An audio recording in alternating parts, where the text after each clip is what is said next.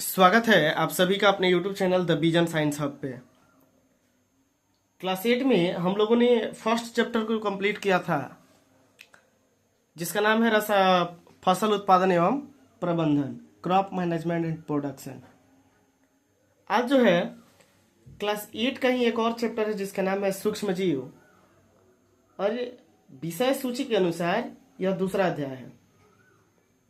तो आज हम लोग को स्टडी करना है कि सूक्ष्म जीव क्या होता है। सूक्ष्म जीव जिसको माइक्रो ऑर्गेनिज्म बोला जाता है, डिफिनीशन कहता है कि विभिन्न वर्गों के ऐसे जीव जिन्हें सिर्फ खुली आंखों द्वारा नहीं देखा जा सकता है, इन्हें देखने के लिए सूक्ष्मदर्शी की आवश्यकता होती है, सूक्ष्म जीव कहलाता है। विभिन्न वर्गों के ऐसे जीव जिन्हें सिर्फ खुली आंखों द्वारा नहीं देखा जा सकता है, इन्हें देखने के लिए सूक्ष्मदर्शी की आवश्यकता होती है, सूक्ष्म जीव कहलाता है। सूक्ष्म जीव का खोज जो है 1676 ईस्वी में डच के वैज्ञानिक लीवेनहॉक के द्वारा सबसे पहले किया गया था।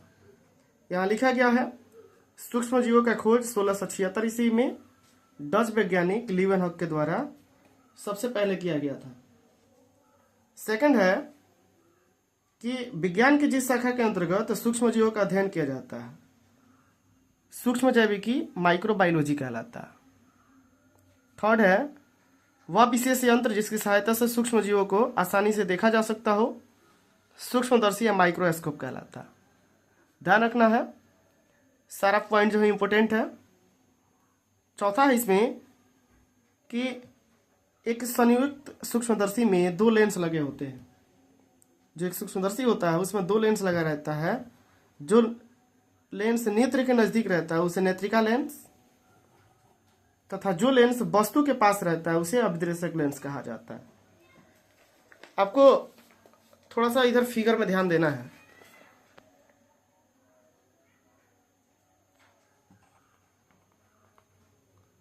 सबसे पहले यहां जो है नेत्रिका लेंस होगा, और यहां जो लिखा गया है ये अभिदृश्यक लेंस है। यहां वस्तु को रखा जाता है, तो जो लेंस वस्तु के पास रहता है उसको बोलते हैं अभिदृश्यक लेंस, और जो लेंस नेत्र के पास रहता है उसको बोलते हैं नेत्रिका लेंस। और एक टोटल जो है कि संयुक्त सूक्ष्मदर्शी की संरचना है। आप लोग इसका स्क्रीनशॉट भी ले सकते हैं। ये इसका आधार है, यहाँ दर्पण लगा रहता है, संग्राहक नली है, घूर्णन पेच है, इसकी सहायता से हम दिशा को रोटेट कर सकते हैं। ये इसका भुजा है, हम लेंस को भी घुमा सकते हैं। तो सूक्ष्म समायोजन पेच है, नलिका है, और यहाँ से जो है प्रारंभिक संयोजन, यहाँ से भी हम बाइलेंस कर सकते हैं। तो ये एक सूक्ष्मदर्शी का जो है सामान्य फिगर है, आप लोग इसको स्क्रीनशॉट भी ले सकते हैं।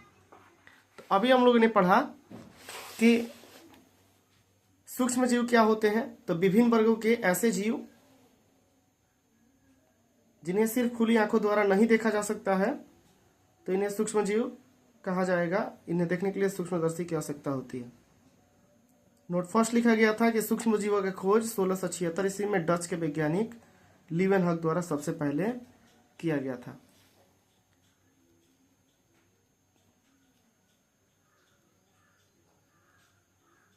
तीसरा है कि विज्ञान की वह शाखा जिसके अंतर्गत सूक्ष्म जीवों का अध्ययन किया जाता है, सूक्ष्म जैविकी माइक्रोबायोलॉजी कहलाता है।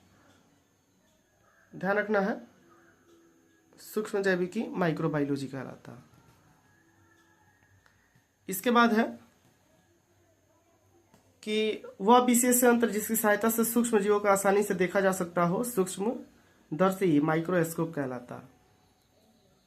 चौथा लिखा गया है कि संयुक्त सूक्ष्मदर्शी में दो लेंस होते हैं। जो लेंस नेत्र के नजदीक होता है उसे नेत्रिका लेंस, तथा जो लेंस वस्तु के पास रहता है उसे अभिदृश्यक लेंस कहा जाता है, या वस्तु लेंस कहा जाता है।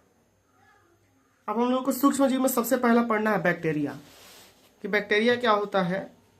इसी का हिंदी नाम होता है जीवाणु। तो बैक्टीरिया या जीवाणु का पृथ्वी पर जीव के रूप में उद्भव जो है लगभग 30 लाख वर्ष पहले हुआ था। ध्यान रखिएगा, जो बैक्टीरिया है जिसको हम जीवाणु कहते हैं, उसका पृथ्वी पर एक जीव के रूप में उद्भव 30 लाख वर्ष पूर्व हुआ था। लेकिन इसका खोज 1663 ईस्वी में एंटोनी वान लीवेनहॉक ने किया था। पृथ्वी पर इसका उद्भव जो है 30 लाख वर्ष पूर्व हुआ था, लेकिन इसका खोज जो है 1663 ईस्वी में एंटोनी वान लीवेनहॉक ने किया था। बैक्टीरिया जो होता है प्रोकैरियोटिक एक कोशिकीय जीव होता है। आपको पता होगा कोशिका चैप्टर में आप लोग पढ़े होंगे कि प्रोकैरियोटिक और यूकैरियोटिक कोशिका क्या होता है। प्रोकैरियोटिक कहने का मतलब होता है प्रोकैरियोटिक कहने का मतलब होता है, प्रो का ही मतलब होता है प्रिमिटिव, और प्रिमिटिव का मतलब होता है प्राचीन। मतलब जो प्रोकैरियोटिक सेल होता है ये जो है डेवलप नहीं होता, इसमें केंद्रक नहीं होता। और यूकैरियोटिक जो सेल होता है ये डेवलप होता है, इसमें केंद्रक पाया जाता है। तो जो बैक्टीरिया होता है ये प्रोकैरियोटिक एक कोशिकीय जीव है। जो जंतु होते हुए भी इनमें कोशिका भित्ति नहीं पाया जाता है। जंतु कोशिका है लेकिन इसमें कोशिका भित्ति नहीं पाया जाता है, इसीलिए इसका अध्ययन जो है प्लांट में किया जाता है। ध्यान रखिएगा, मोस्ट इंपोर्टेंट है। बैक्टीरिया जीव होते हुए भी इसका स्टडी जो है प्लांट में किया जाता है, क्योंकि इसमें कोशिका भित्ति पाया जाता है। कोशिका भित्ति होने के कारण बैक्टीरिया जीव होते हुए भी इसका अध्ययन प्लांट में किया जाता है। यहां भी नोट लिखा गया है कि बैक्टीरिया का अध्ययन बैक्टीरियोलॉजी में किया जाता है। जो भी बैक्टीरिया है उसका स्टडी बैक्टीरियोलॉजी में किया जाएगा। और फादर ऑफ बैक्टीरियोलॉजी लीवेनहॉक को कहा जाता है। Father of bacteriology is called Leeuwenhoek. Ehrenberg द्वारा बैक्टीरिया को सबसे पहले बैक्टीरिया कहा गया था। ध्यान रखिएगा, जो बैक्टीरिया है इसको सबसे पहले नामकरण अर्थात बैक्टीरिया बोला था एक वैज्ञानिक है जिसका नाम है अरहेनबर्ग। तो अरहेनबर्ग द्वारा बैक्टीरिया को सबसे पहले बैक्टीरिया कहा गया था। थर्ड है कि बैक्टीरिया रोग के कारक होते हैं। ध्यान रखिएगा, बैक्टीरिया रोग के कारक होते हैं। ये जो स्टेटमेंट है इसी स्टेटमेंट को कहा जाता है जर्म सिद्धांत। आप सीनियर क्लास में पढ़िएगा कि जर्म सिद्धांत क्या होता है। तो जर्म सिद्धांत का स्टेटमेंट ये है कि बैक्टीरिया रोग के वाहक कारक होते हैं या वाहक होते हैं, जिसको जर्म सिद्धांत कहा जाता है। लुई पास्चर ने इसे प्रतिपादित किया था। ध्यान रखिएगा, जो जर्म सिद्धांत है इसको दिया था लुई पास्चर। तो आज का क्लास यहीं पे समाप्त होता है। ध्यान रखिएगा, आज हम लोगों ने पढ़ा कि सूक्ष्मजीव क्या होता है, सूक्ष्मजीव का स्टडी ब्रांच के किस ब्रांच में किया जाता है, और सूक्ष्मजीव का खोज किसने किया।